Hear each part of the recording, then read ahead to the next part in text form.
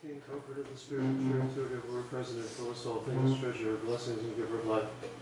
Come and abide us and cleanse us from every impurity, and save our souls, O God.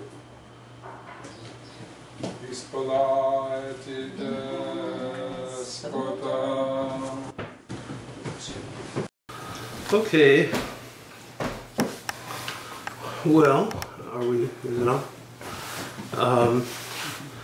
last time we kind of ended with the Ottoman seizure of Constantinople, conquest of Constantinople in 1453.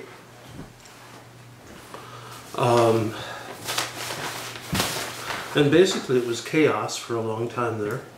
They did appoint a new patriarch, Gennadius Scholarius, who's a saint, who was a Apollemite, and then one who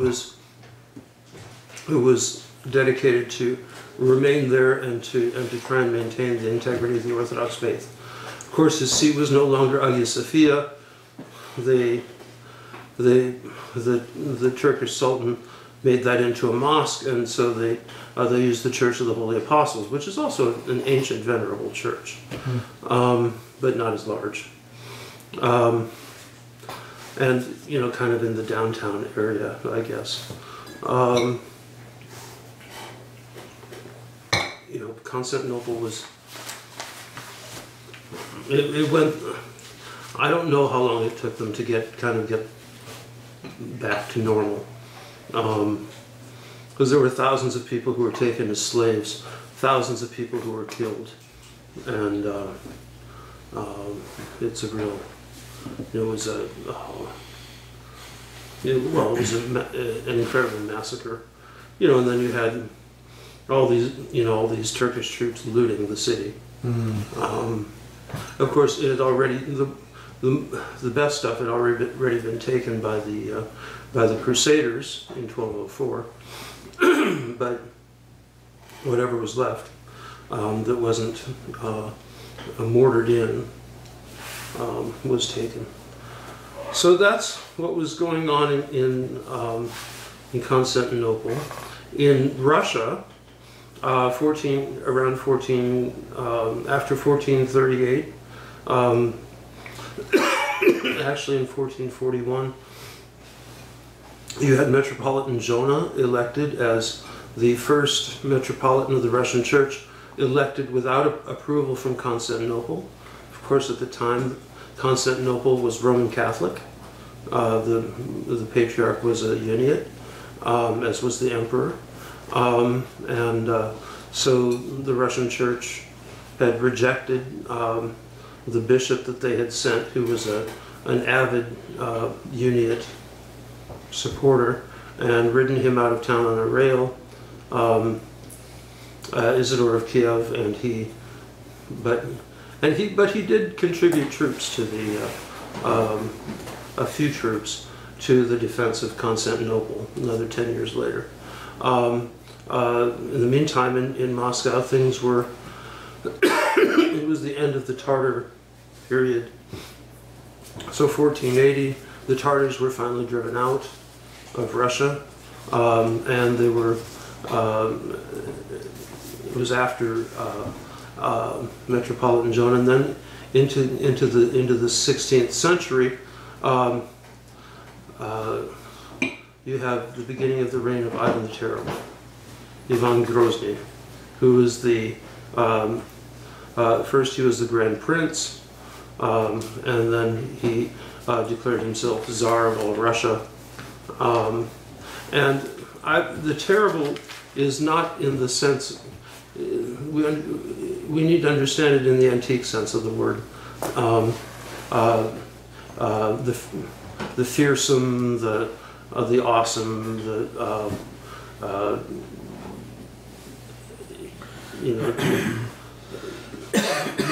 more than not evil. Terrible has a in our dialect has a connotation of evil. They weren't saying that he was evil, but he was slightly crazy, and he did some crazy evil things. but Ivan the Terrible doesn't refer to his being evil, it refers to his being extremely powerful, essentially. Just like saying God is terrible, as it says in the liturgy. And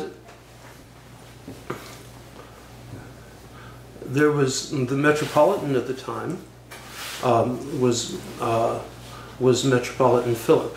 Now there was a whole series of Metropolitans in the from the late 14th through the 16th centuries, who are remembered today as some of the great fathers of the Russian Orthodox Church: Peter, Alexis, Jonah, and Philip.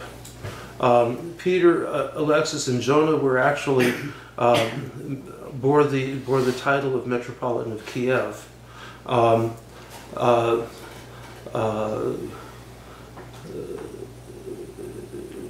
Yeah, Peter, Alexis. Alexis moved the see from. It had been moved from Kiev to Vladimir, and there had been a rivalry between Vladimir and Moscow as to which was going to be the capital city, and so the initial vote was Vladimir, and then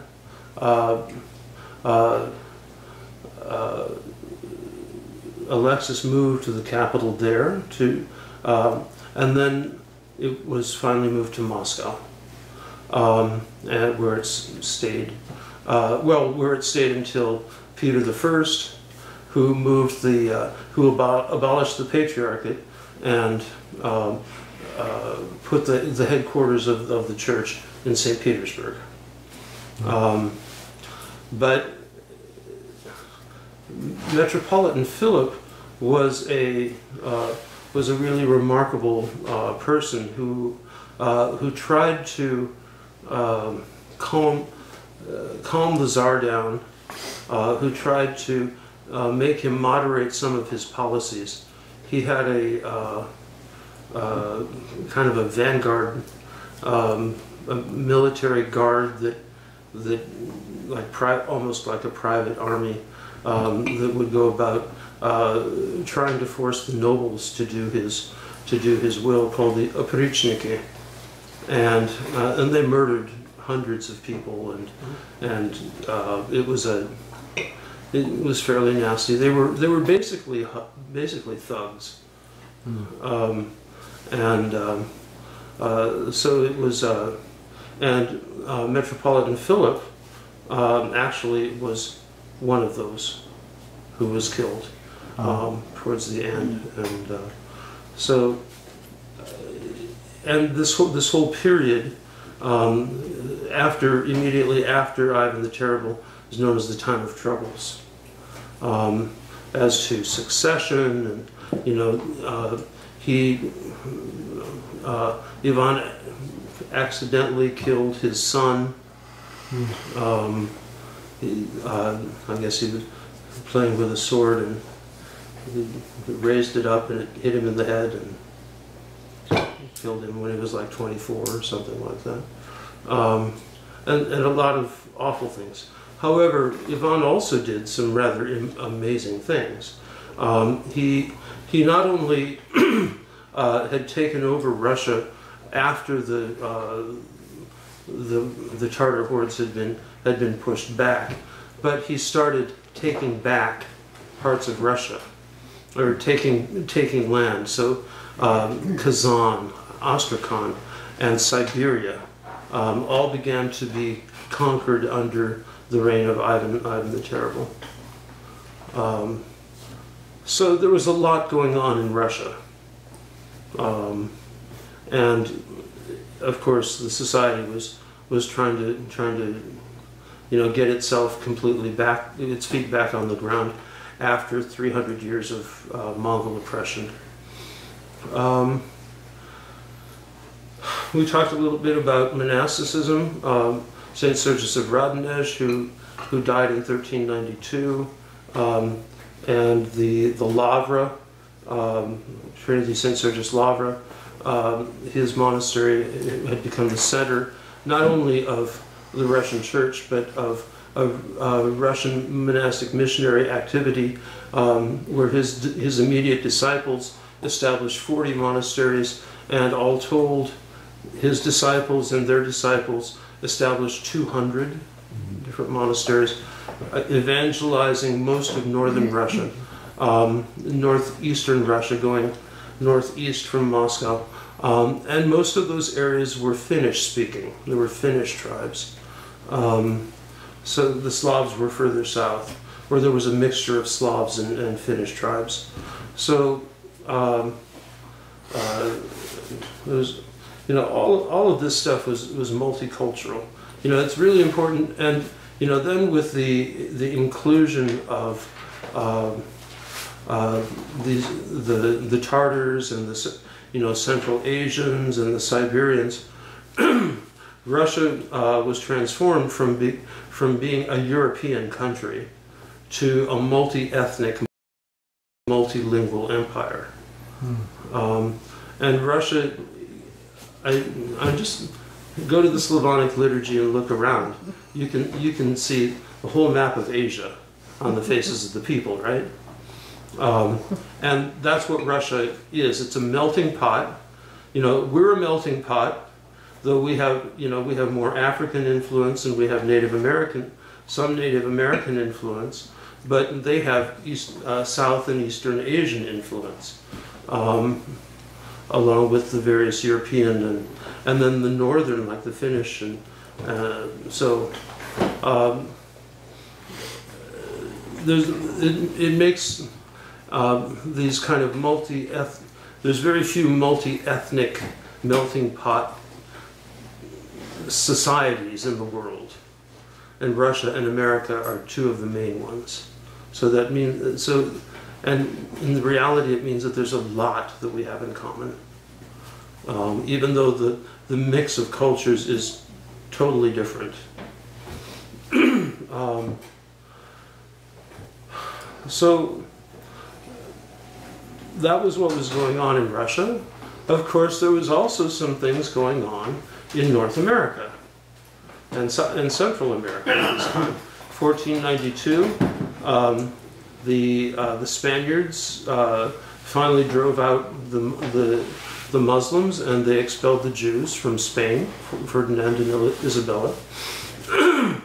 And it's interesting, evidently there was a large contingent of Jews who sailed with Columbus, who were interested in going and finding new land and opportunities, since they had to leave Spain. So the opening up of the New World, the Spanish conquistadors, and the beginning of the age of exploration and of the colonization, certainly from the Spanish world, of first the Caribbean, then Mexico, then eventually North America. They had some explorers in North America, but nothing much happened for about 100 years in North America. It was just enough to introduce the epidemics that killed 95% of the population. When the early explorers went up the American river systems, they found huge cities and, hundreds and hundreds of acres under cultivation, and evidently the East Coast, for miles it was cultivated from the coast inland, and the forests were manicured, basically. They'd been planted by the Indians and were tended by the Indians as, crop bearing, essentially nuts and fruits and things like that. And when they came back 100 years later, it was all just wild. All of that was gone. Of course, they could find some of the foundations, and you can still evidently in New England find the remnants of Native American fields where they would make mounds and plant the seeds all together in the mounds. And so you have these fields, they're of little hills, you know, about 2 feet high, and so.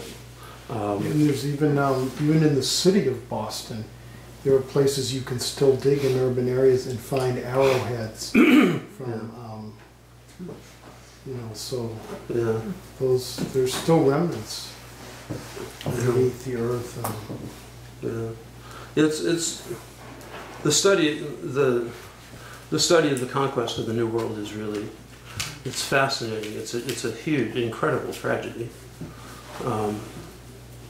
Incredible tragedy. But fascinating nonetheless. I mean, can you think of what Western Europe was like. They had no sewers. They had no running water. You know, people would bathe once a year, so the Native Americans looked on these Europeans as filthy barbarians. Mm-hmm. You know, and some of the native cities, like Tenochtitlan, which was the Mexico City, was this like shining capital of whitewashed buildings that were 5 stories high. They didn't build buildings more than 2 or 3 stories high in Western Europe at the time. And, so anyway, it must have been something very impressive. And then for the Incas, you know, gold for them was like aluminum foil for us.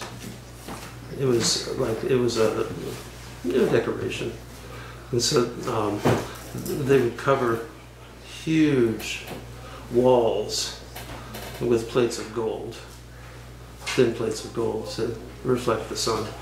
And the Europeans, of course, were just blown away. So anyway, so that was that's another night, or it's another class.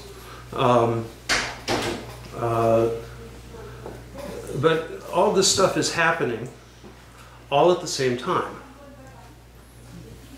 And if we go back to the ecclesiastical situation in Europe, remember we had the Council of Florence in 1438, in which the Byzantine emperor and the patriarch and most of the Byzantine hierarchy, or the Roman hierarchy from the Church of Constantinople, submitted and became Roman Catholic in the hopes that the West would send a crusade, and nothing really materialized, like 5,000 people against 80,000 Ottomans.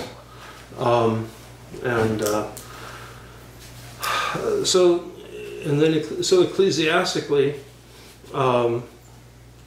the whole union thing was opposed, coming out of the Council of Ephesus, by Council of Florence, by Saint Mark of Ephesus, who stood up and rejected the union and rejected the submission to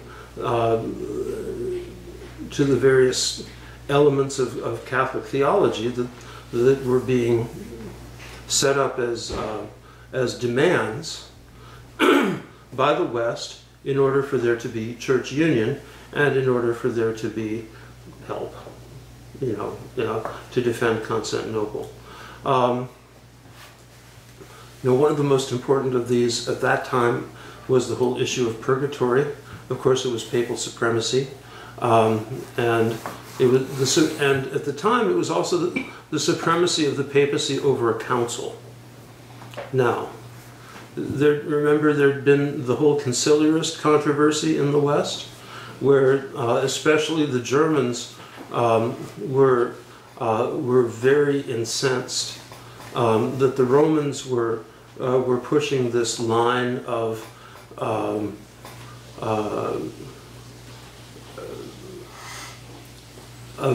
papal authority, of the Pope over a council, the Pope had superior authority to a council, and so that the Pope could nullify a council. And it wasn't, and that doctrine eventually bore fruit, but not until the 19th century, where the Pope could enunciate doctrine by himself, which really set the Orthodox off, to say the least. That was well after the split, though. What? That was well after the split. Yeah, it was well after the split. But there were elements of this stuff that were already there. Now, there was another element on the minds of the Germans. I mean, there were other issues at the council, but it was primarily authority. But the issues at the time were the filioque, the papal authority, and issue of purgatory. But one of the things that was brewing, and especially in the West, was the issue of indulgences. Now, the indulgences actually started off in the 14th century. I don't remember which pope.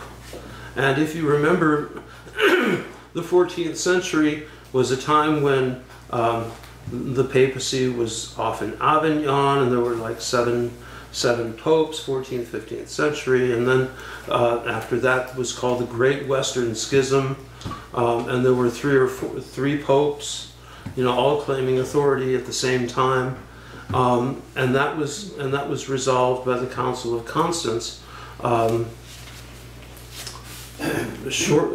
15 years before the Council of Florence.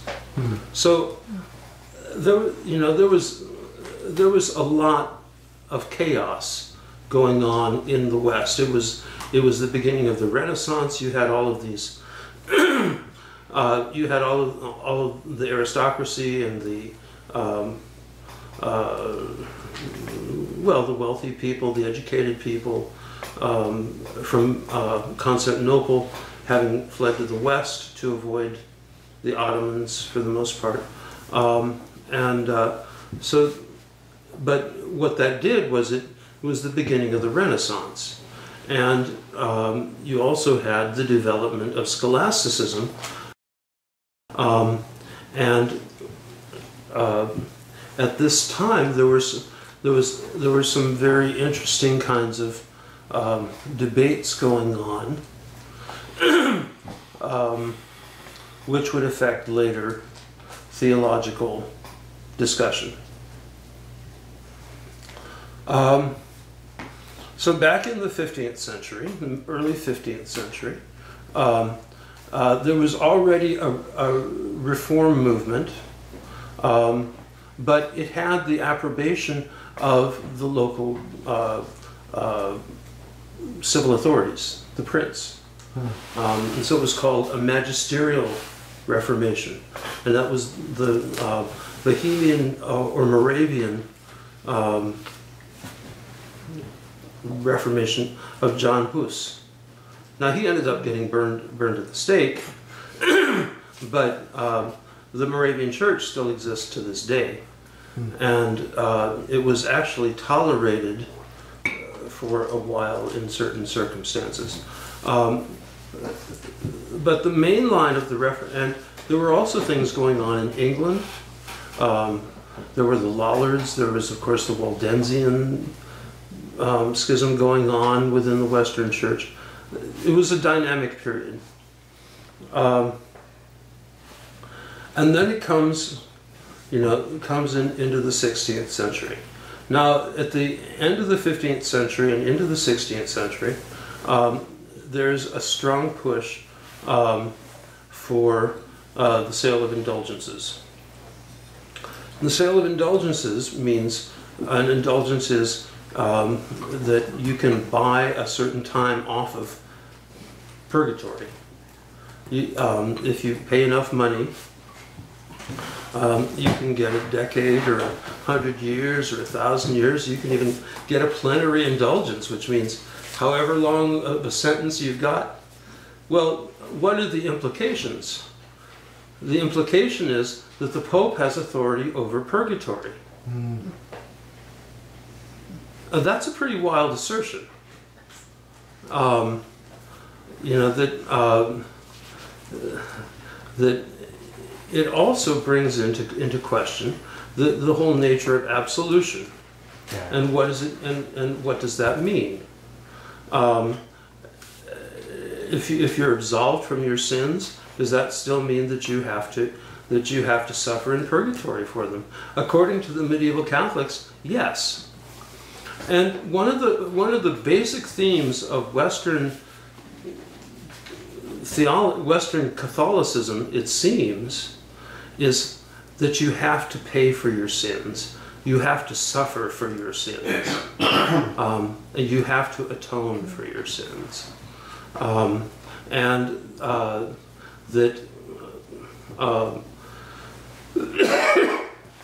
That suffering for your sins somehow pays the debt to God. Now, this had a number of different incarnations. Around at the turn of the millennium, you had Anselm of Canterbury, who was one of the great builders of Canterbury Cathedral, came up with the satisfaction theory of the atonement. Now, up until this time, the ancient patristic idea was rooted in the scriptural idea that there's some kind of a ransom being paid, and that's what the Orthodox understanding was, and that was the ancient Western understanding as well. But in order to be contemporary and to be relevant to 11th century England and the feudal system, Anselm came up with the satisfaction theory of atonement, which is a very feudal idea that we sinned and therefore we offended God, and because God is infinite, we offended God infinitely. And therefore, the only way to make satisfaction for our sin is for somebody of equal status with God to suffer and die in order to pay the debt for our sin. And so hence came the satisfaction theory of atonement, that Jesus was, because he was the Son of God and therefore of equal status with God, God sent him in order to, as a vicarious sacrifice, to take our place, and so that so that he would suffer in our place, and he would pay the debt of sin that required the death of somebody of equal status with God. Without going into the theology of penances and indulgences, are they not just carrying penance off into eternity? Or We'll get there. So, that seems very similar between the Church of Rome and Protestants. Well, yeah, it is, because that's 11th century. That was before Protestantism was separate, existed. So that actually took off in the West, that satisfaction theory of atonement, that God had to punish somebody for those sins, and so he heaped the punishment on his Son. It's a really attractive idea of God. Now, by the time it got to the time of the Reformation, that would undergo all sorts of transformations, and I'll get to that a little bit later. But the idea of the indulgences was that we sinned in life, and we had to be purified, and that's what purgatory did. It purified us. It was a place created by God for him to torture us until the debt of sin was paid, or for us to be tortured until the debt of sin was paid. And then we could, I guess, be released to heaven. And the point was made: nobody would go into purgatory unless they eventually were going to go to heaven. Right. Well, yeah, but if your sentence is 10,000 years in purgatory, that's really comforting, you know. Another idea too, like there was sale of indulgences, but it's not rooted in theology or a requirement. Like today, well, the church doesn't talk about indulgences anymore, but it gives them. But yeah, but it's based on certain pious works that someone undertakes, which would include confession and communion, and certain other under certain conditions. But people are not. I mean, it's a sin really to sell. Right. But let's go back to the 15th century, or 16th century. Well, even then, it was not part of the theology that you had to buy it. It was a practice, but it wasn't. It was a practice, but then it became a practice that you had to buy it, and that buying it was a great way to raise money for the church. And that's one of the things that they were doing. They were raising money to build St. Peter's. You know, and St. Peter's is a big place. Takes a lot of money. And so there was a rhyme evidently in German that as the coins in the purse jingles, so a soul flees out of purgatory. See, the thing too is it's meritorious works that are in the treasury of merit. Right. So my pious works could be transferred through the authority of the church to get someone who is deceased out of purgatory. Right. And that's a nice work for the dead. And that's a nice Buddhist concept, but it's not a Christian concept. No, these were it was passed off as a Christian concept, but it's not a Christian concept. There is no reserve. What do you do? Thing of treasury of merits. It's not scriptural. It's not patristic. It's somebody's medieval imagination. And so Martin Luther, who was an Augustinian scholar, he was a priest monk,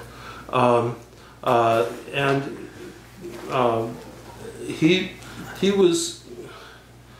was thinking about all of these things, and when it came down to it, he was horrified by some of these things because he saw the corruption, especially with the money that was happening in the church. And so in 1517, on October 31st, he nailed his 95 theses to the door of Wittenberg Cathedral and distributed them to academics. And that was a normal practice because it was like a notification of an academic disputation, so that they would have a debate. But that's the day that they credit with the real beginning of the Reformation. And the main issues were the sale of indulgences, the authority of the Pope over purgatory, and the concept of the merits of the saints as being something unscriptural. But it had become central to the piety surrounding the indulgences, because it doesn't make sense because what you buy with the indulgences is you buy a share from the treasury of the merits of the saints and apply it to somebody to get them sprung out of purgatory. Well, of course, if you go back to the Council of Florence, some of this theology was, especially the theology about purgatory, was what the West was trying to cram down the throats of the Orthodox. And the Orthodox said no. Ultimately, thank God for Saint Mark of Ephesus. There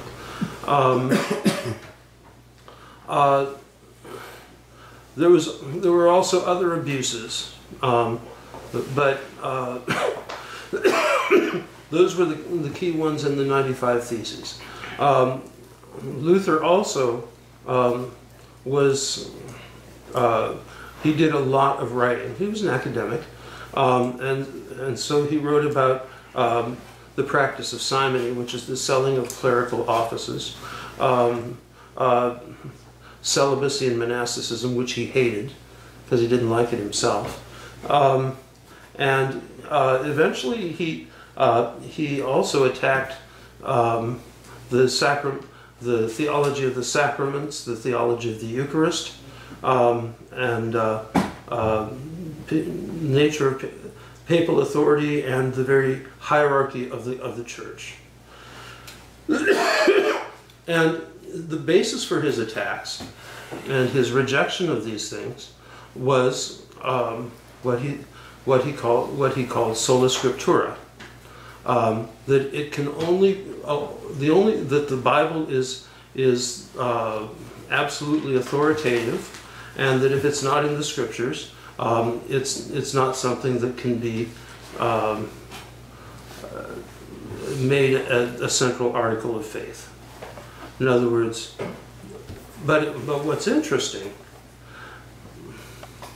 and that goes along with it. Salvation is by faith alone, not by works. It's not by obviously it's not by works such as buying indulgences and doing good things, but it's by faith in Jesus Christ. And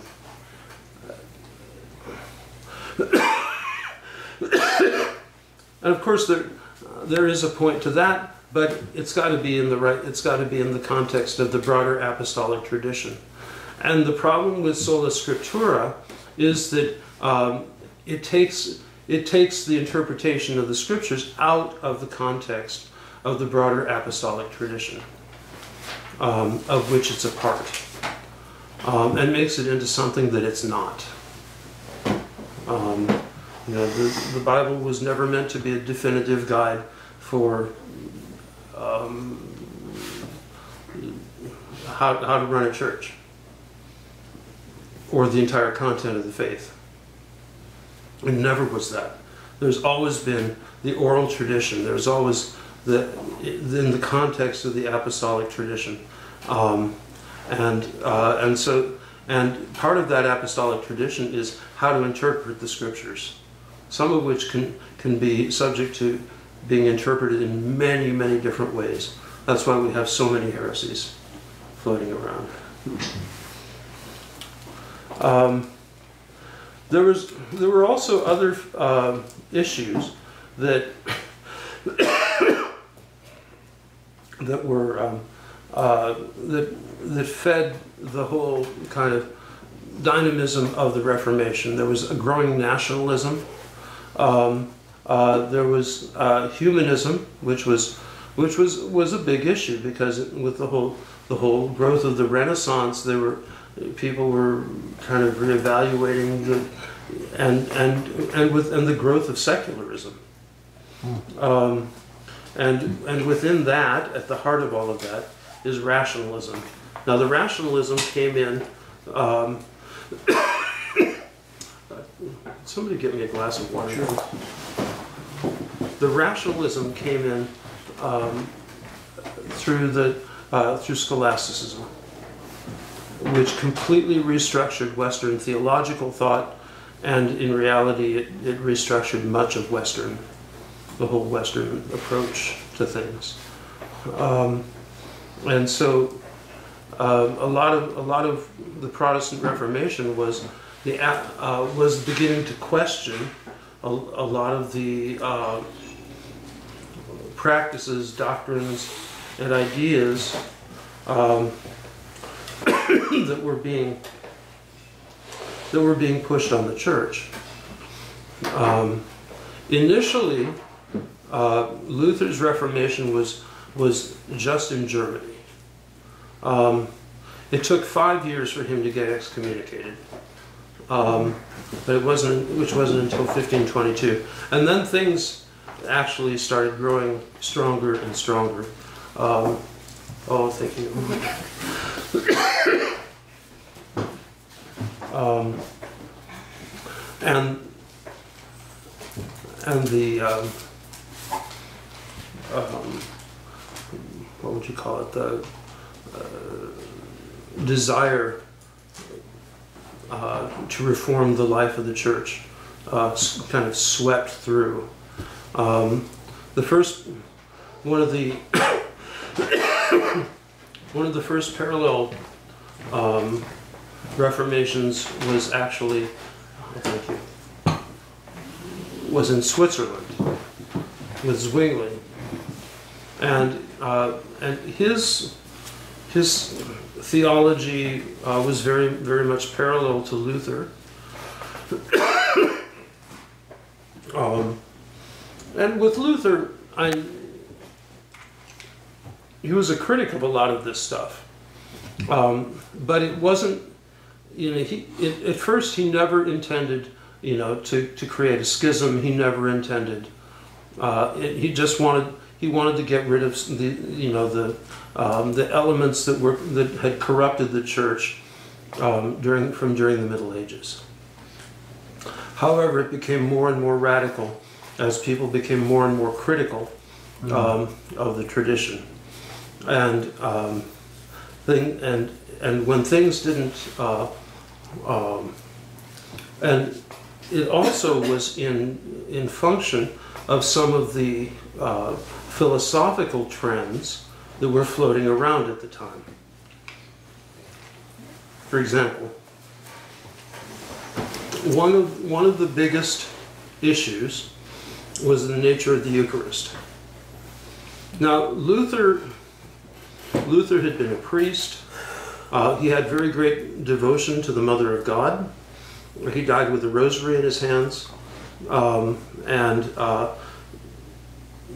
Calvin also had very great devotion to the Mother of God. They affirmed the ancient ecumenical councils regarding the Mother of God as ever Virgin and as Theotokos and all of that.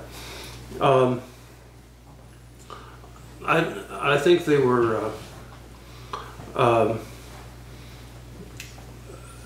they did critique the cult of the saints because they felt that it was kind of getting out of hand.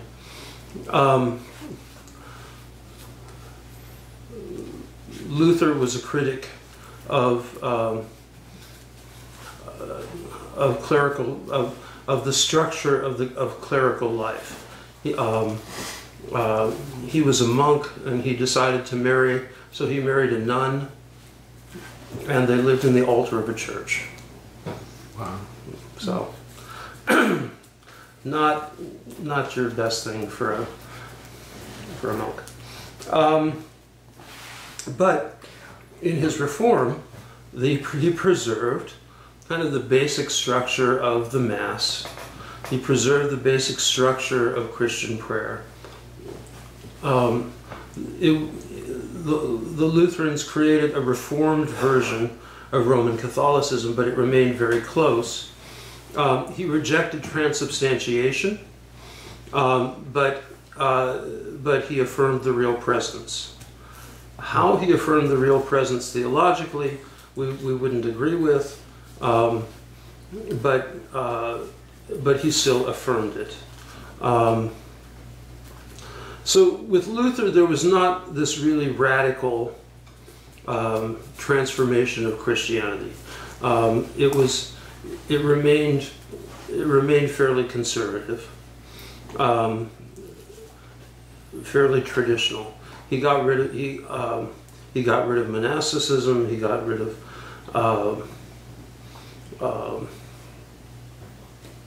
obviously he got rid of indulgences. One of the things that he did is he began to ally with the local princes, and so what they're developed in Europe, especially in Germany, was that whatever the religion of the prince was, that his princedom would follow, or his kingdom would follow. So if the prince was Catholic, the whole kingdom would be Catholic. If they were Protestant, the whole kingdom would be Protestant. And so it was not as if Luther had any idea of multiple churches. There could only be one church, and there was always a bond between the church and the state, and that was. But there was not an affirmation of religious pluralism as later developed. One of the things that also developed at this time, and we're talking about 1520s, is the beginnings of the Anabaptist movement, the Radical Reformation, who thought that the Lutherans didn't go far enough. And so, on one hand,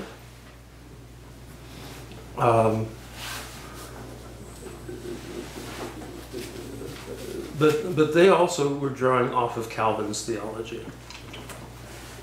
Zwingli's main objection to Luther was that Luther's idea of the Eucharist was too realistic, was too Catholic.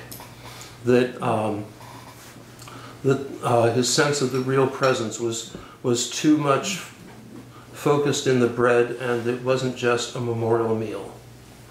But this goes along with one of the contemporary philosophical trends, which is called nominalism. A thing is only what it is, what it looks like.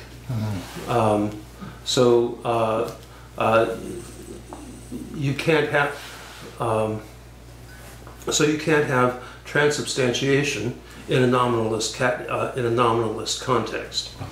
You can't have the real presence in a nominalist context. If it's bread, if it looks like bread, if it tastes like bread, if it acts like bread, it's bread. Period. And if there's some kind. And if it's symbolic of something else, well, that's nice, but that it bears no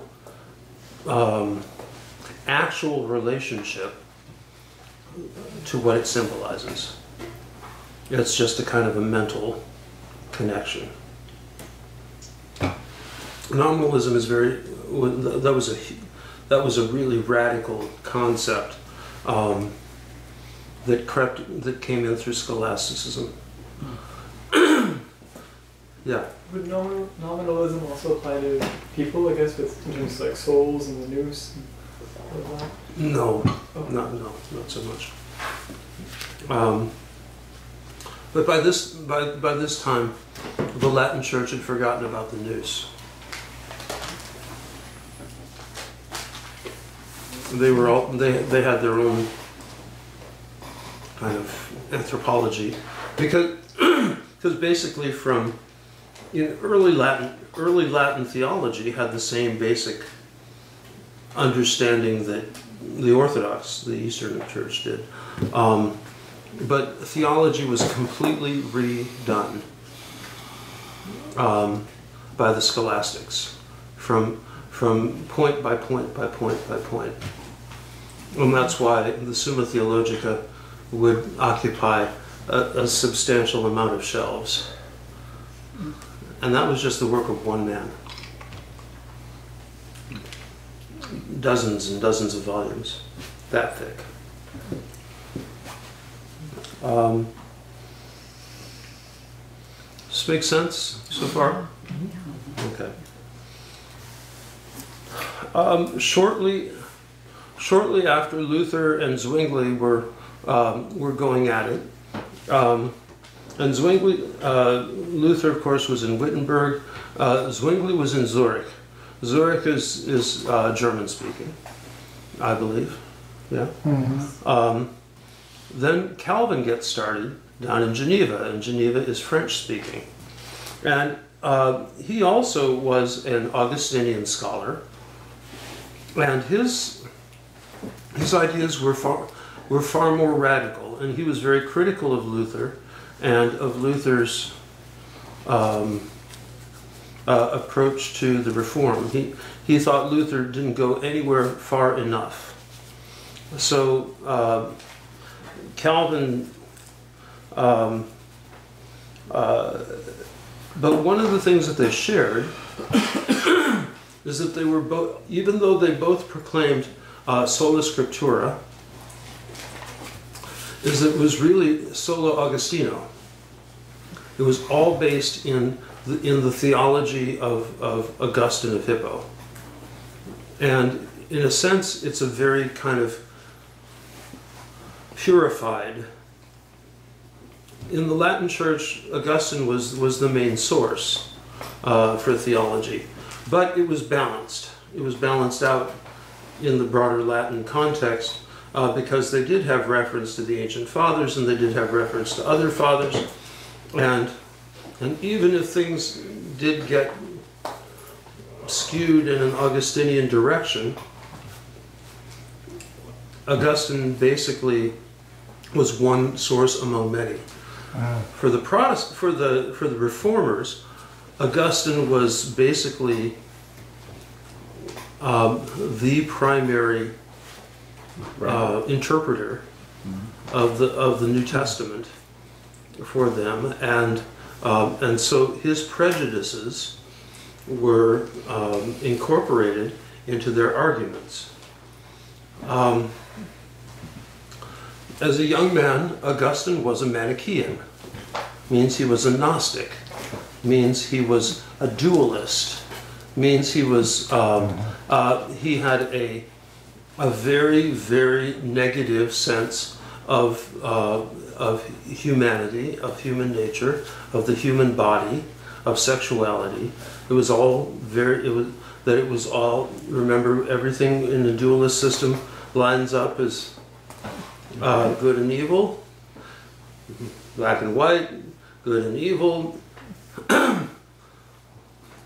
good, male, evil, female, good, spirit, evil, the body, and on and on and on and on. So even though Augustine came out of that heresy, it still influenced him, and it influenced how he thought. And there's another aspect to it, is that the main heresy that Augustine fought against was Pelagianism. Now, Pelagius was an English monk around the year 400 or thereabouts, and he was basically a very kind of optimist. He basically thought that human nature was good and that people could work out their own salvation, and they didn't need a whole lot of help, and so it kind of relativized Christ. Christ fits in there someplace, but it was a very kind of optimistic view of humanity. So Augustine comes onto the scene, coming out of Manichaeanism, and it's a very negative view of humanity. And so some of the most important ideas of Augustine come out of this very dark, very negative understanding of humanity. For example, total depravity. Essentially that the image of God was extinguished in man by sin, and that man is completely helpless to do good and to do anything to even make a decision for good. Okay, pretty dark.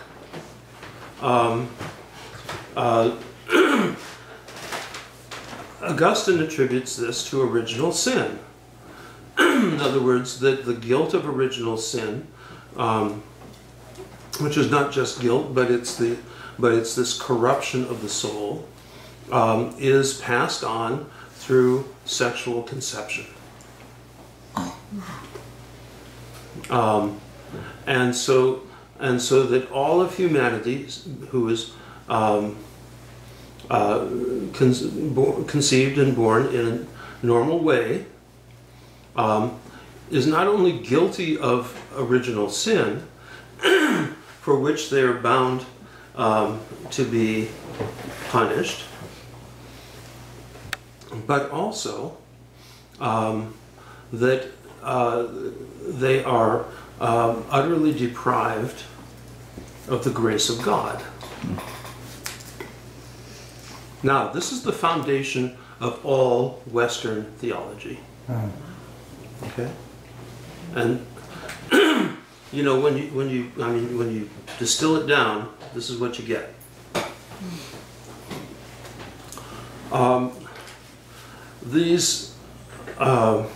You know, the Roman Catholic Church, as I said, was large enough. You know, it had this vast pool of the fathers, where it eventually was able to kind of moderate some of this stuff.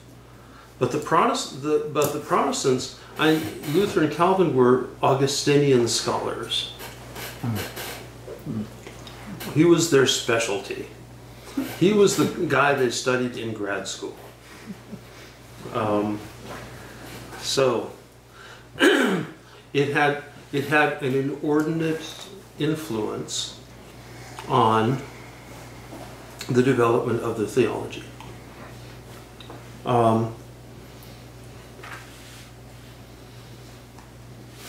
May I ask, did they believe in free will?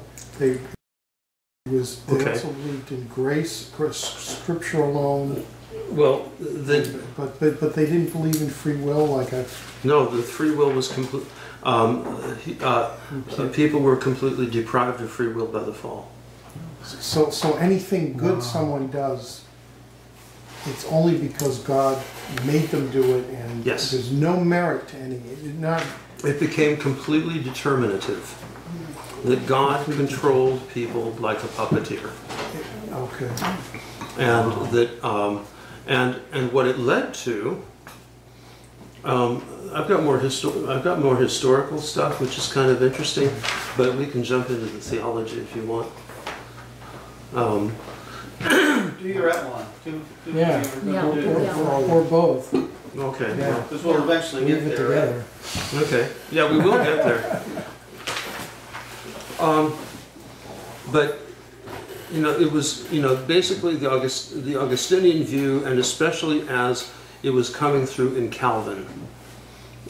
Luther wasn't. I think Luther was Bavarian, right? More or less. Yeah. Yeah. Thank God he wasn't a Prussian, you know. When he was a Bavarian, you know, he said, I sit back, drink beer, you know, life is good. Leben ist gut, ja. And so, I don't think he was as but Calvin, personally, I think Calvin was a really sick dude who had a bad relationship with his father. Wow. He was a really sick person. Anyway, so anyway, but this whole very negative idea of man, completely deprived of free will, and this led to the idea of double predestination. That those who were saved were those whom God had chosen to be saved through no merit of their own. God simply chose them to be saved, and the others he chose to be damned. Wow. You were predestined either to salvation or you were predestined to damnation, and there was nothing you could do about it. So no free will, no everything is determined. Everything is. It was a very strange system. However, somehow they liked it, and And they liked it all over Western Europe. So it spread from Geneva into France, into the Netherlands, and kind of like a plague all over the place, infecting all sorts of people with its dysangelion, means bad news. It's the opposite of evangelion, gospel. So one of the places, Calvin, actually, like Luther, also had this idea of one political entity and one church. No kind of idea of multiplicity of churches, no religious pluralism. And if you were a heretic and you persevered, you might very well get killed. You'd either get expelled or you get burned at the stake as a heretic. They were not nice. And so Calvin had created out of Geneva this whole kind of little city-state, because they were essentially city-states at the time, that he essentially ruled over with an iron fist. And he radically reformed the churches. He replaced all of the all the services. He got rid of the mass. He got rid of he got rid of all the hymnography. He had the churches stripped of all imagery. He had them stripped of all musical instruments, which they somehow regarded as idolatry. And so basically it was psalm singing and a long sermon. And my guess is that some of those sermons got very long.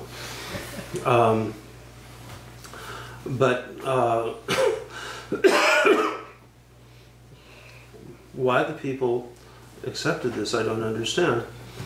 Anyway, I mentioned the Radical Reformation. Now this was still another group, the Anabaptists, that regarded both the Lutherans and the Calvinists as too conservative. And so while the Lutherans and the Calvinists continued to do infant baptism, they continued to do some form of the Eucharist. They continued to believe in some form of real presence. They continued to,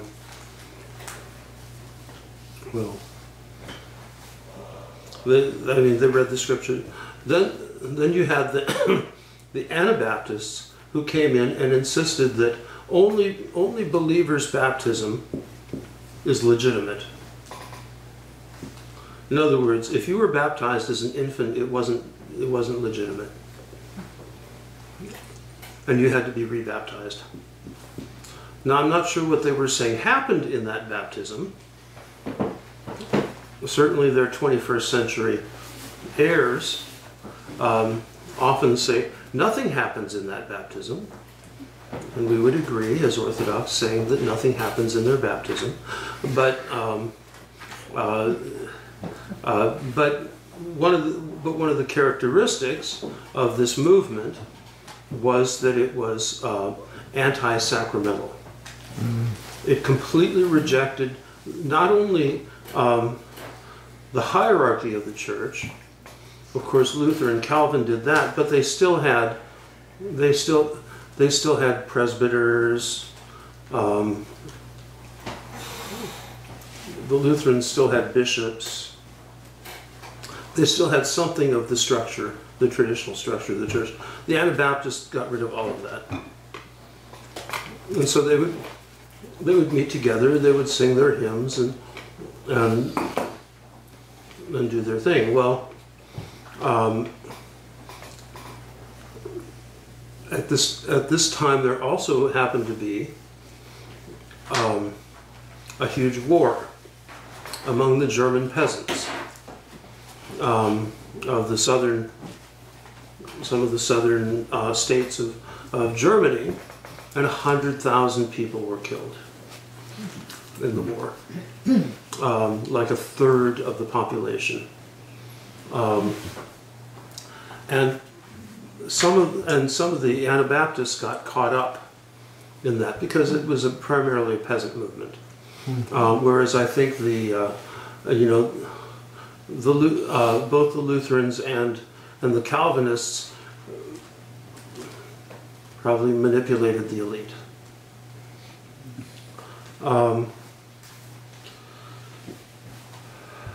Now, as all this was going on, and the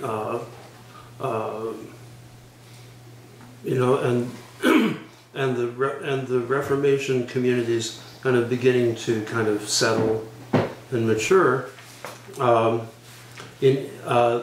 Henry VIII comes to the throne in England, and he starts having problems because his first wife only gave him a daughter. Well, that wasn't adequate, so he got rid of her and wanted to marry another one. But the Pope wouldn't give him a divorce. And so Henry, in 1534, declared himself the supreme head of the church in England. Supreme head of the church on earth, actually. In other words, complete break with papal authority. Now, Henry himself had no desire to participate in the Reformation. He just essentially, in Orthodox terms, essentially for whatever, although his reasons we would say are rather less than honorable, he declared autocephaly. That the Synod of England would be its own thing, and not under another authority. However, there was a very strong element, undercurrent, both within the aristocracy, as well as within, among the people, that was very well aware of what was going on the continent, so far as both the Lutheran and the Calvinist reformations. So the next couple of years, I think it was his chancellor, Thomas Cromwell, did something that is quite horrific in that he confiscated and he closed all the monasteries and confiscated their property. But what they did is they gave it to the nobles.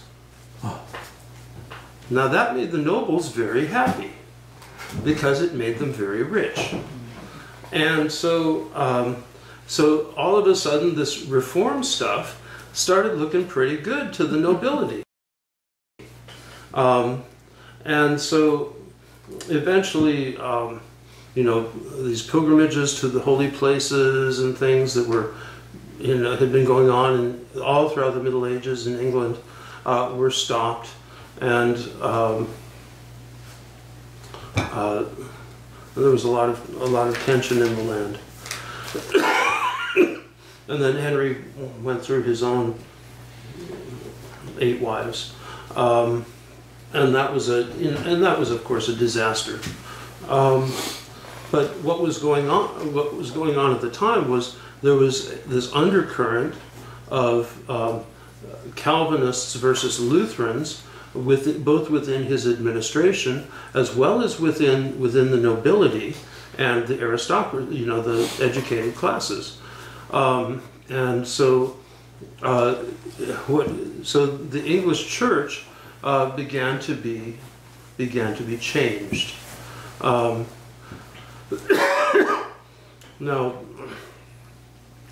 the Calvinist group basically kind of gained preeminence, and so there was a very strong Calvinist thing. But Henry stood up against that. He had been named Defender of the Faith by the Pope at one point. And so he stood for the maintenance of the services and of the Mass and of the hierarchy and the priesthood, and the veneration of the saints, and and so on and so forth. However, he died, and his son, Edward VI, took office. Well, Edward VI was 9 years old, and so he had two regents who were both Protestants. And so one of the things that happened there is that there was a decree that went out, and all of the images were destroyed. Now, English churches used to be frescoed like Eastern churches. Different style, but if you've ever been into any of the great English cathedrals, they had all of these, the beautiful carvings of saints, and or of the people who were lying in their caskets, and it was, there was a lot of iconography, and a lot of that was whitewashed. They chopped the heads off of a lot of the statues, things like that. One of the things that really irritated me was when I went to Canterbury Cathedral and found the statues of the Reformers. So they didn't want statues of Jesus Christ and the Mother of God, but they could have statues of themselves. So no question who their God was. So Edward only lasted a short time before he went and joined his father, like a couple of years, and Queen Mary came in. Now, Queen Mary was Catholic, and she did everything in her power to restore England to Catholicism. She gave them, had the monastery lands returned. She had the, all this other stuff. Of course, thousands of clerics and monks had been murdered. So it was that was a bit of a problem, shall we say. And the nobility were not very happy that their newfound riches were being confiscated to be given back to these monks. So, Mary lasted 5 years. And then it went to Elizabeth. And Elizabeth was on the throne for 45 years. And so she had to preside over a country that was in the throes of this religious chaos. A large part of the community was pro-Catholic. Another part of it was pro-Calvinist. And how do you mix the two? You can't. But they came up with what was called the Elizabethan Compromise, and that's what led to the Anglican policy of comprehensiveness, where you can have all sorts of different opinions and it all fits under one roof. Now, at this time, England had also embraced that principle that there is no religious pluralism. One kingdom, one church. And everybody has to belong to that church. You see, and this is really, I think this is something really hard for us as Americans to comprehend, because we're used to, to having, driving down the block and seeing this whole spectrum of churches, and we assume that everybody has their own religion, everybody has their own taste, and everybody can do what they want, and and that's cool and it's fine, just so everybody goes, well, if you're in 1950s Eisenhower America, so everybody can go to church on Sunday and be nice, happy Americans. Well, that's not how it worked. And actually, this idea of religious pluralism is one of the bitter fruits of the Reformation. One of the reasons the Americans are having so much trouble with Russia is because Russia embraces the ancient concept of one nation, one church.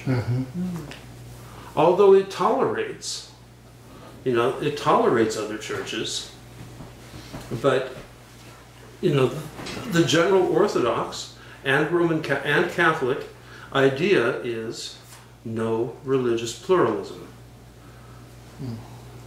One nation, one people, one church, one religion, one faith, one king.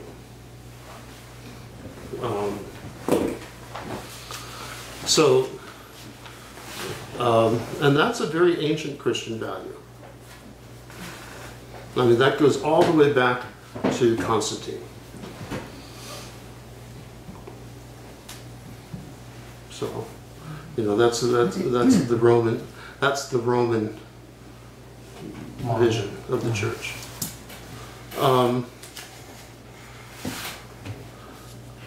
So, at a time.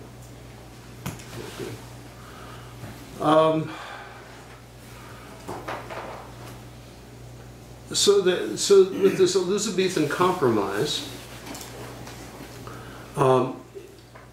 they were able to create documents like the Book of Common Prayer, like the 39 Articles of Faith, like the Catechism of the Anglican Church, that can be interpreted in multiple ways.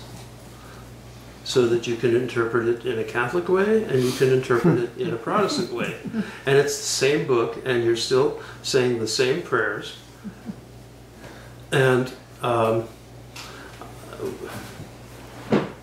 when I was a kid in the Episcopal Church in San Diego, we had our rector was High Church, and so he believed in transubstantiation. In the fullness of the priesthood. So we would do solemn high mass on Sunday morning, and he would reserve the gifts for the benediction of the Blessed Sacrament later on, and there would be incense and the whole 9 yards. The first assistant, because there were three assistants and then 7 others that were on the books, priests, yeah, it was a big church.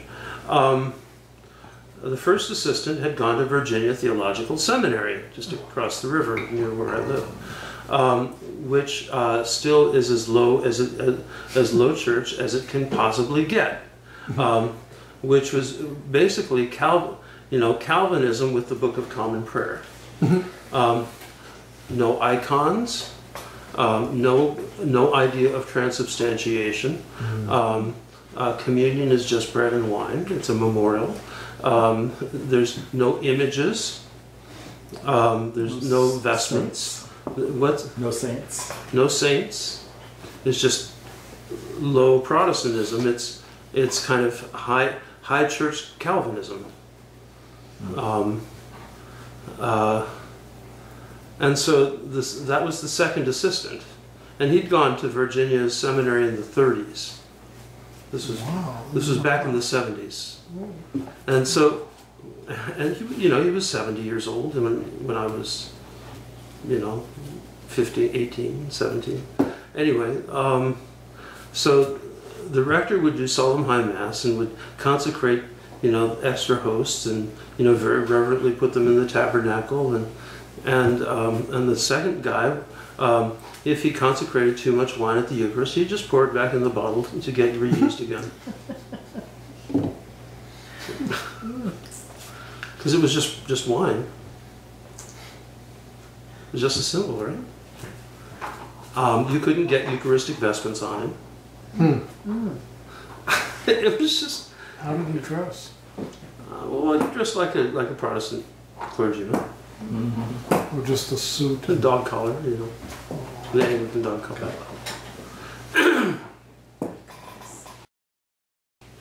No, he'd wear a stolen surplice,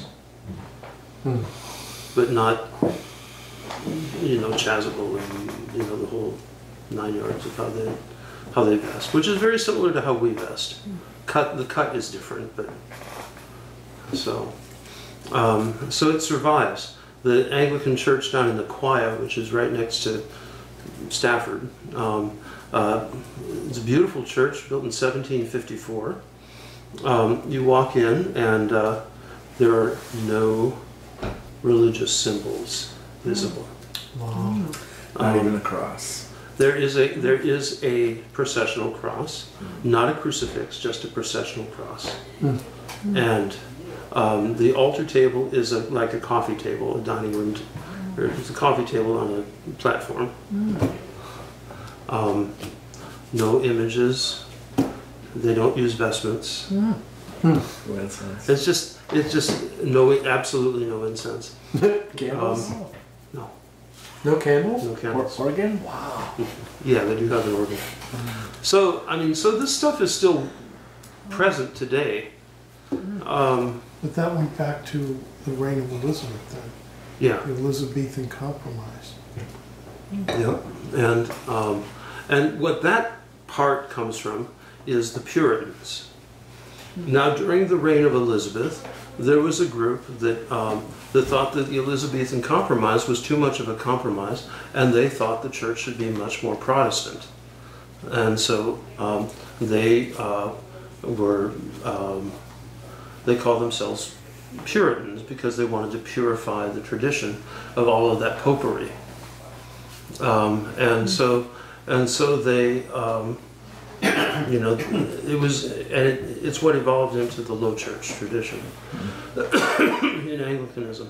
Well, so there were iconoclasts, the no vestments, and the other thing they objected to was ecclesiastical courts, and that's important because in canon law there are separate courts for clergy because the clergy were in the Roman Empire were not subject to civil litigation; they were subject to ecclesiastical litigation, and so that's why, for example, you've got these divorce courts in the Catholic Church and things like that.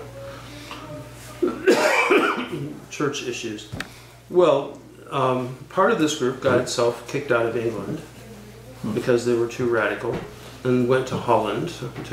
And it was and Holland was heavily Calvinist. And then they went to Boston, to Plymouth, and we all know the story from there. But they were really quite brutal people, and so heretics were burned at the stake. Heretics were killed, and if a Catholic priest so much as ventured near there, he would be killed. In fact, the king had to issue an order that they had to stop burning, or they had to stop killing Quakers.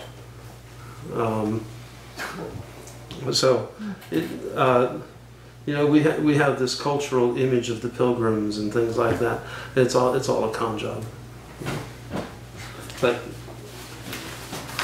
they're good at that. What about apostolic succession? With King Henry VIII. Well, because that was never passed on to him, was it? Well, he was never a bishop. He was never a cleric.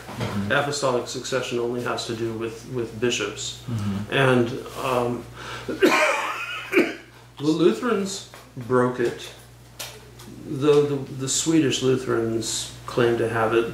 And actually, regular Lutherans claim to have it, but they don't have bishops, really. So the Calvinists don't even bother with it. They just renounced it.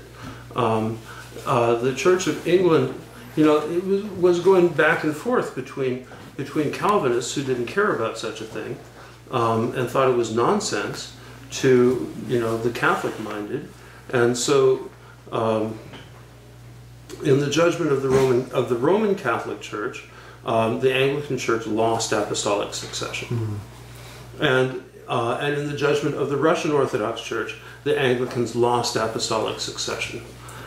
Because apostolic succession does not mean simply that one bishop touches another on the head during ordination.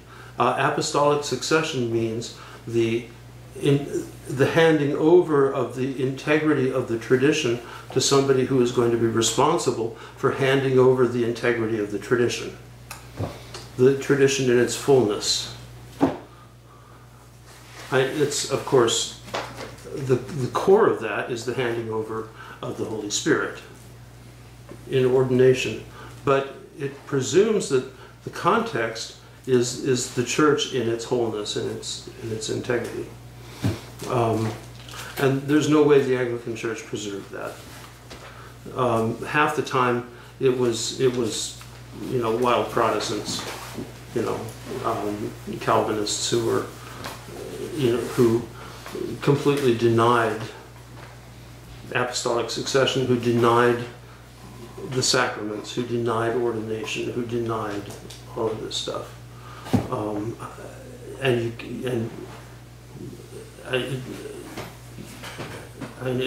didn't work. It got lost. So there was a big controversy about that at the beginning of the 20th century. And the Roman Catholic Church made a pronouncement that Anglican orders were null and void, that there's no priesthood in the Anglican Church because they had lost apostolic succession. They applied to the Orthodox for the Orthodox to judge them, and a couple of the Orthodox churches said, after a kind of a surface examination, said, "Yeah, you're an Orthodox church, fine, you come and join us," But the Russian Orthodox Church had been involved with the Anglicans since 1850, and not just since 1920, and so they had 75 years of dealing with them, and its decision was that Anglican orders are null and void. So when an Anglican priest or an Episcopal priest comes to the Orthodox Church, he would have to be ordained. So, and now, with this whole thing with, women and gay ordinations and all of that, it's all no. The Orthodox Church, the Russian Orthodox Church, broke off all relations entirely, and said that it's all null and void. So.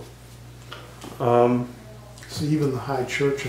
But are there high church Anglicans who have a theology that's Calvinist? So the form looks traditional, but the ideas are. No, you have high church Anglicans who are into ancient quaint rituals and costumes, and get all dressed up and do these ancient quaint rituals in clouds of incense but they're flaming liberals. Oh, yeah, that's the So the Calvinist thing has pretty much. There still are Calvinists in the Anglican Church, which I was shocked at when I first found that out. But the third element, or another element that got introduced, is this whole radical liberal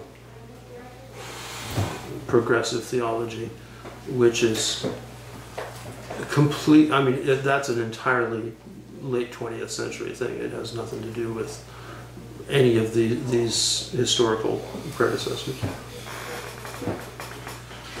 Can you say something more about this whole idea of the one nation, one church? Because you speak of it kind of fondly,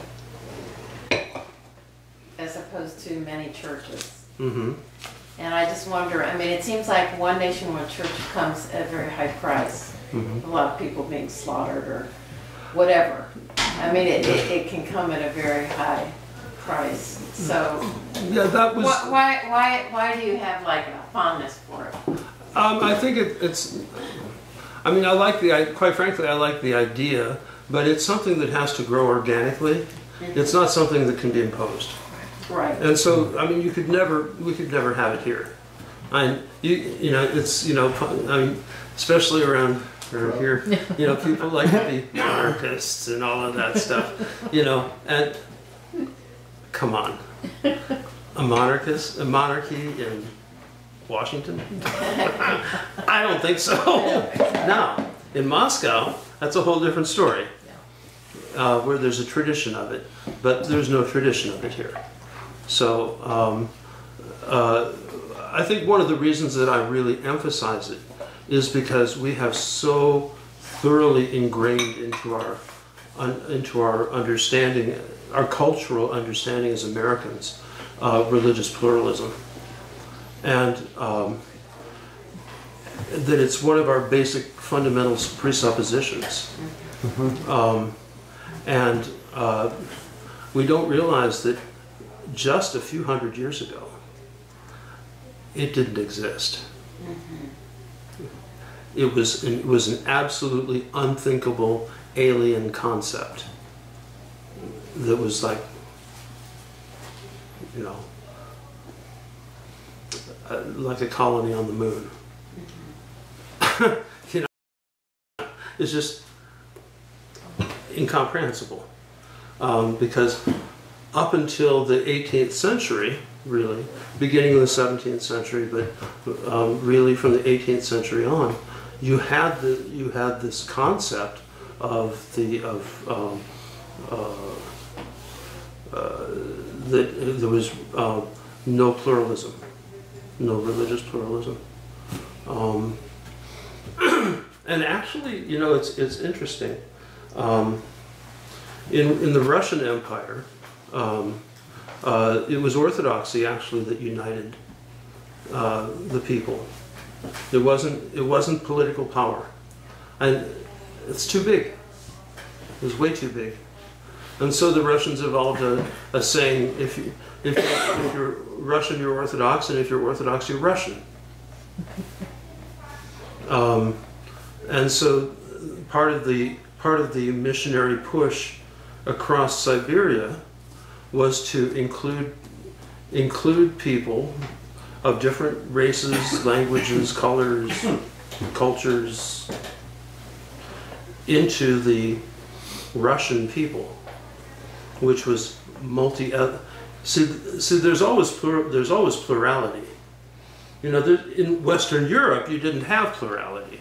You had small homogeneous groups, and especially like in Germany and France and all of that, it was tribal. You had tribes, and those tribes evolved into counties, and those counties evolved alliances, but they were really strictly homogeneous groups.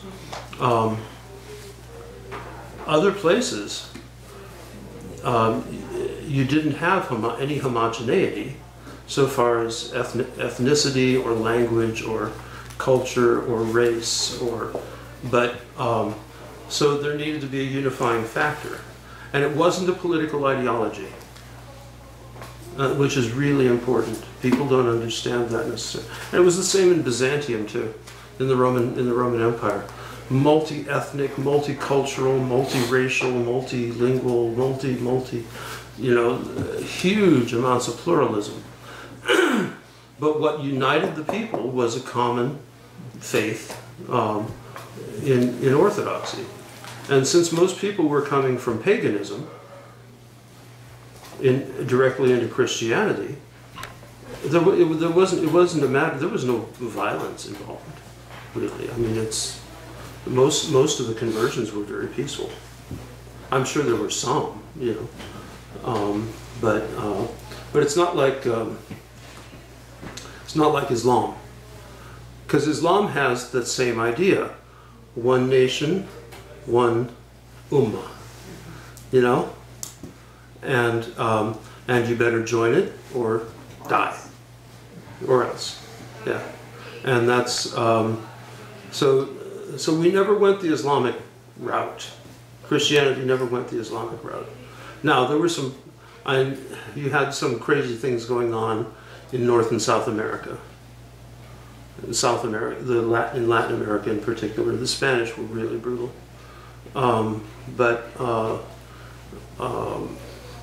There wasn't forced conversions and things like that.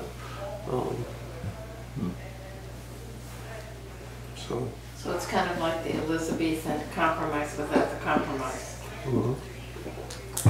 Well, A Big Ten idea is what you're saying. right, and that's exactly what the Elizabethan compromise was. So that so that you could be anything from a traditional Catholic to a raving Calvinist and still go to the same church. Of course, probably kill each other. But that was the idea, was to unify. Yeah. But I think it's really hard for us to imagine a society without religious pluralism. And so, it's really important, you know. Like I don't think our State Department has a clue, at all, that there can be anything but religious pluralism, because it's so ingrained into their. I mean, it's so culturally ingrained. Well, the Balkans is a great example. Oh, yeah. All that. Yeah. So. Okay. So anyway, one of the effects of the Puritans, because if you're a Puritan, the group that you're in can only be pure for so long, then it's not pure enough. Then you've got to move on to the next group, and that's more pure, that's more orthodox, that's more, more correct. And so out of this, actually was born the multiple denominations in America, anyway. So one of the things that they did, one of the Puritans did, is they rejected Christmas. And they banned the celebration of Christmas in Boston from 1659 to 1681, and it was that cultural memory was so strong that Christmas wasn't celebrated in Boston on a wide level until the mid-19th century. Wow. Yeah. So. They had all kinds of laws against like dancing and playing cards and loud laughter, drinking, all kinds of things were. Yeah. And some of those laws still survive. Yeah. Stores open on Sundays. Some kids got arrested one time in the 40s for, on Sunday they were shooting marbles and gambling on the. And the police brought them, well, they didn't go to jail, but to their parents. So, let me finish this historical thing, and then next week we'll get into the more theological. France, you had the Huguenots, and then many of them came over here, probably to escape persecution. The Reformation finally ended in 1648. In other words, it lasted for over 120 years. And it finally ended with the Peace of Westphalia.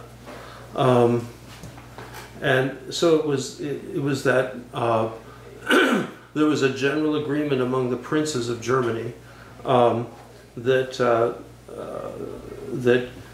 local prince would determine which religion his province would follow, but that they would tolerate other Christians who did not follow the prince's religion to worship in their own style.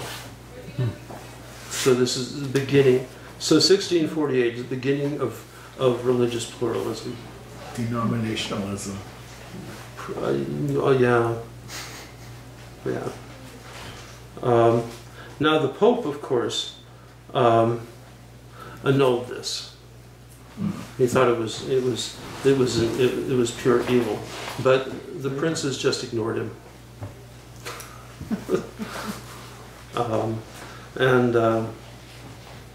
And that also signified the end of the papacy's civil authority in Western Europe.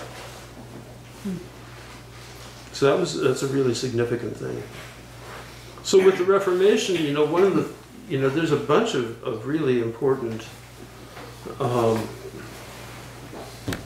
aspects.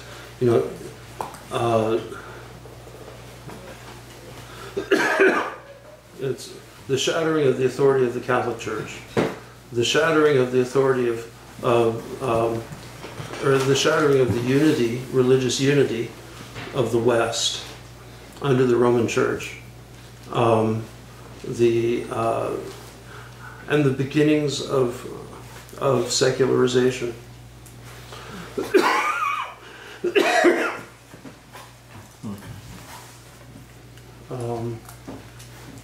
Which is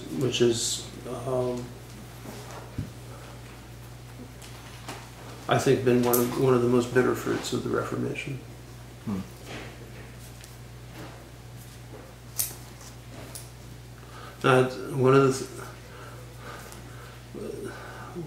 One of the things that's interesting is in the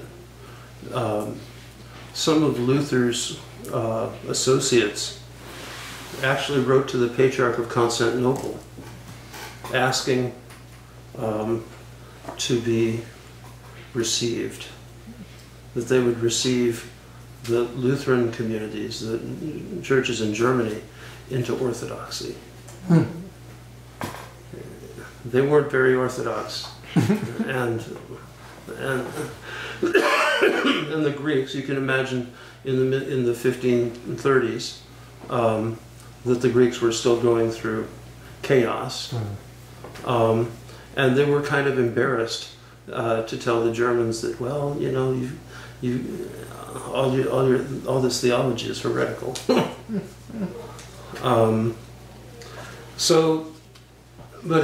But what's really interesting is that the Reformation could have been prevented.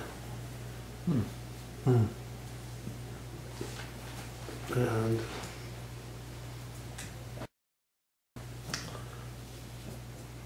because basically the Patriarch of Constantinople told the Germans, go back to your bishops. Wow.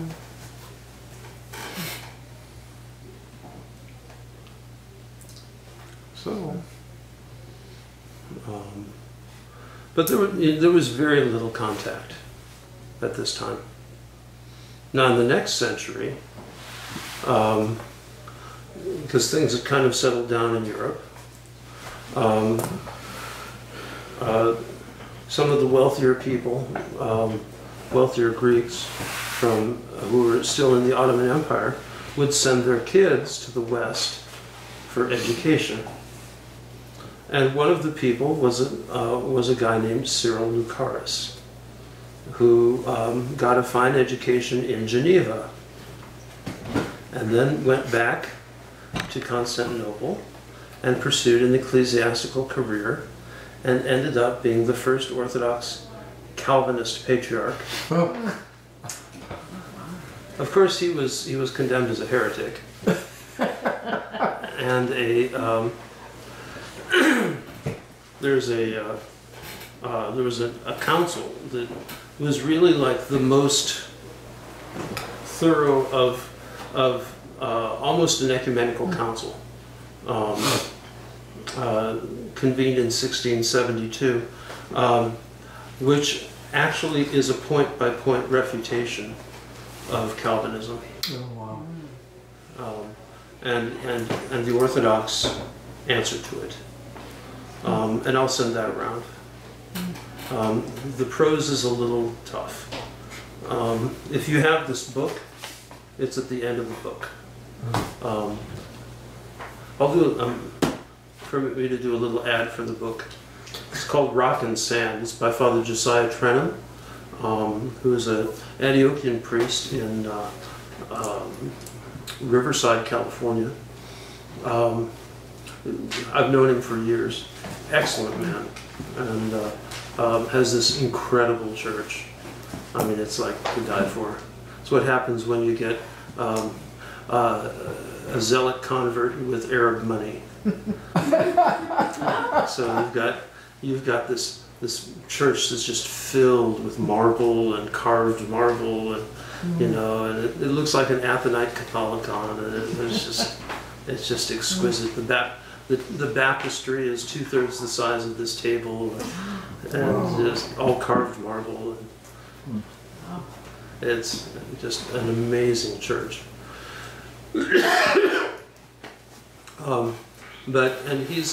He's a powerful teacher, and so he's done a huge amount of work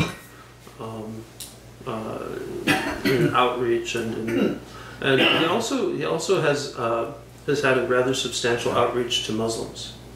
Wow.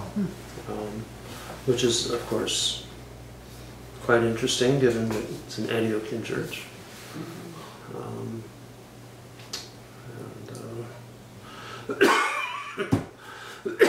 But what he does is he goes through the whole history of the Reformation. Each of the reformers, what their basic points are, what, you know, a lot of their, and then talks of, then he actually points out the positive things about Protestantism, and then he goes into his critique of Protestantism, and it's good. It's very good. It's not hateful. It's not, you know, but it's very good, and it's very solid academic critique.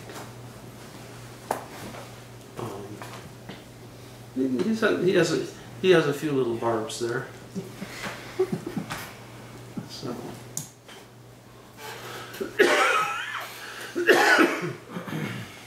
So next week, what I'd like to talk about is Reformed theology, and I think it's really important to understand because it's had a huge effect on our culture and on the world, and it still does. So somebody should bring a bouquet of tulips. Right. Shot it. You know what I'm referring to? The acronym. Total Deprivation, man. What's that? Unlimited atonement. Unlimited atonement. Limited. Limited atonement. Unconditional. Total depravity, unconditional election, limited atonement, irresistible grace, and perseverance of the saints. And all of those 5 points are heretical. As a matter of fact. What's that? It's been some years since I heard about it. So you're saying it's a false religion? It's a false religion. Yeah. Yep. So religious liberty would lead to people's not having the faith, and so that's not charitable. Well, there's a whole bunch of issues here. You know, there's the whole and there's the whole issue of what does it mean to be saved. That's a huge issue. There's the whole issue of what is we started in on the atonement very briefly, and that's a really important thing because it reveals a lot of the basic presuppositions of Western theology that we don't share. You know, they're entirely based on Augustinian theology, and there's a whole system collapses, quite frankly, without the Augustinian presuppositions. For example, original sin. We don't have that understanding of original sin. We don't have the understanding of total depravity. We don't have the understanding of double predestination. We believe in free will. We believe that, you know, man is created good. He's sinned, but he's good, and that all beings are created good. Even the devil was created good. It's a good time to come back to the indulgences, kind of a metaphysical penance of sorts, or that's all I could think of when you brought it up the first time. Well, no, it's the indulgences are not a metaphysical penance. The indulgences are a way of getting out of a metaphysical penance. You're right, but purgatory, is it not? Just taking that idea of penance to the next level? Yeah, that the penance that you do in this life is not adequate to purify your soul, and that you have to suffer in hell, essentially in purgatory, in hell, until your soul is purified for your sins. Even if you've confessed and have been absolved, and that's one of the things that's really kind of shocking to me, because I thought the Catholics believed in confession.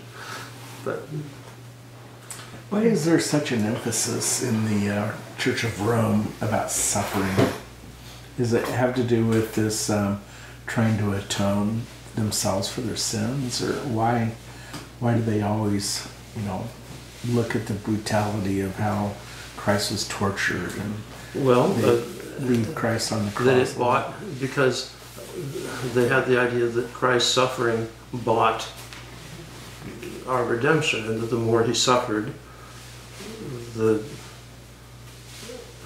more secure it was. The more secure it was. So that's the core of their worship then? In a sense, yeah. Does that not carry from the so-called Dark Ages, which is the whole view of life in general? Well, that was a horrific time. I don't know how early that goes, but there's definitely this penal idea of that you had to be punished for your sins through suffering. Are you going to speak more about the atonement? Yeah. Good.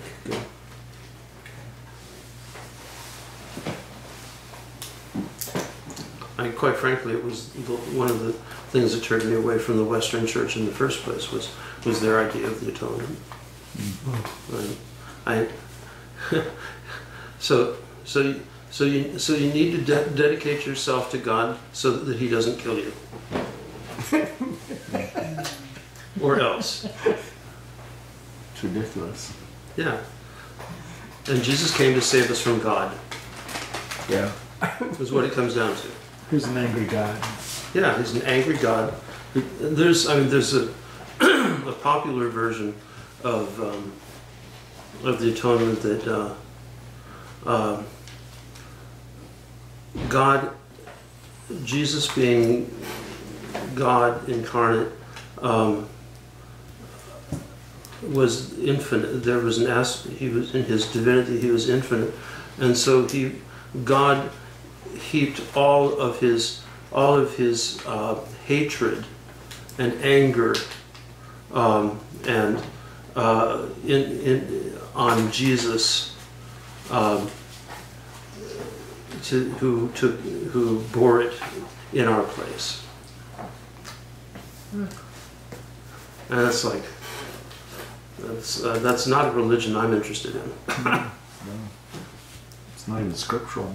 No. This just comes from defining God in our own image, sort of, right? Or kind of picturing God the way we see ourselves. I think partly. Is that humanism? No. Is that what? Is that humanism? No. I'm trying to think what term. Anthropomorphism. Yeah, anthropomorphism. Narcissism? Narcissism. In the end, it's not Christian No, it's not Christian. at all. It's not Christian. It has It's the orthodoxy is basic Christianity. This stuff is not. We have this cultural idea. Oh, like simple evangelicalism is basic Christianity. No. What we do here is basic Christianity. And as baroque as it is.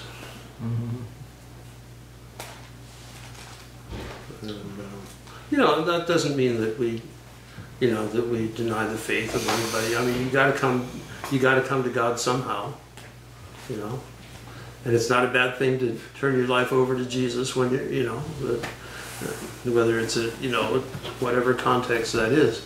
But then you got to go from there. Mm-hmm. I think that's what I like about Father Trenum the most. It's about as charitable as you can get. Yeah, It seems he's very like charitable. He does a wonderful job. Yeah. I send cartoons to his YouTube videos all the time. Who's that? Father Josiah Trenum, the one that wrote Rocket Oh. Sand. Oh, he's got YouTube videos? Yeah. Oh, Do you yes. spell that? Many. H-A-M. Trenh? H-A-M? H-A-M or N? M. And if you have a chance, Oh, and- look at the look at the YouTube video of his church in Riverside, St. Andrews in Riverside. Yeah, that and his talk about Roman Catholicism is excellent. Yeah, it's not polemic so much. No, but A little bit, but it's not one of these bitter things. Oh, the Pope is the devil incarnate. You know. yeah, he's very charitable. He manages to show what the mistakes are and how it conflicts with the Orthodox worldview without just, you know, bashing them. It's ridiculous. So. You know, and what we're dealing with theological mistakes that became so culturally ingrained that it informed, you know, a vast culture, and then in the Reformation, part of what we're seeing is a rejection of that, because when you get past the first, you know, century and a half of the Reformation, and especially in North America, what you see are the rejections of Calvinism. And there's already a movement within, you know, in the 16th century of Arminianism, which rejects Calvinism. And so we have the 5 points of Tulip from the Synod of Dort. Which was a Calvinist council to refute Arminianism. So the Calvinists have their thing, but and the Arminians it developed into Wesleyanism, and so which is something like totally different. You know, contemporary Calvinism today is well, it's hard to say. I mean, was the Presbyterian Church. It's like the Presbyterian PCUS. No, what's Presbyterian Church of America is the conservative one, right? Yes. Yeah, and then there's the PCUSA, which is liberal. There's about And there are many 20 others. There are at many least. Oh, others. there's scores of them, scores. Many others. And then, but the biggest ones. I don't think the Dutch Reformed are Calvinist anymore. They used to be rigid Calvinist. Congregationalists used to be rigid Calvinists. And you still have rigid. There are some Westminster Orthodox Presbyterian. They're rigid Calvinist. Oh, that's perfect. And then you have the Wesleyan tradition developed as a rejection of Calvinism, and you know, based on Arminianism, which is a point-by-point refutation, and so it has a very different approach. So that you can't technically call Methodists Protestants. Actually, the Protestant churches are the churches of the Reformation. Lutherans and Calvinists, those are Protestant. Then you have this kind of next level. And then evangelical and Pentecostal are totally unrelated institutionally. Where did the Methodists come from? Wesley? Well, they came out of the Episcopalian. They came out of the Episcopal Church, yeah. But it was a but it was a total rejection of the whole Calvinist thing, but also a rejection of the high church thing. Wesley was where does he begin?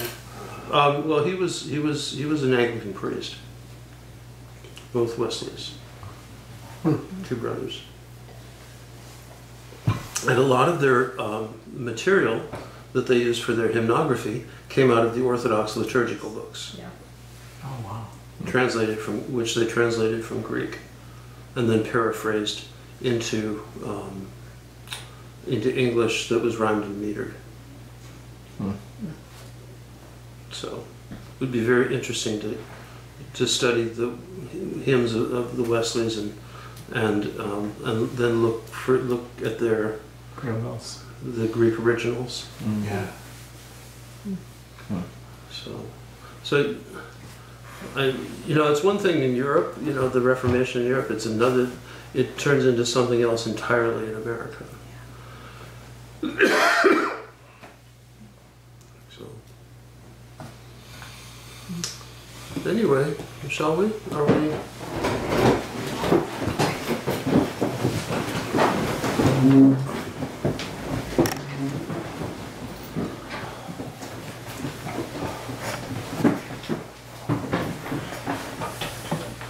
It is truly meet to bless the Theotokos, ever blessed and most pure, and the Mother of our God, more honorable than the cherubim, more glorious beyond compared than the seraphim, who without corruption gave us birth to God the Word.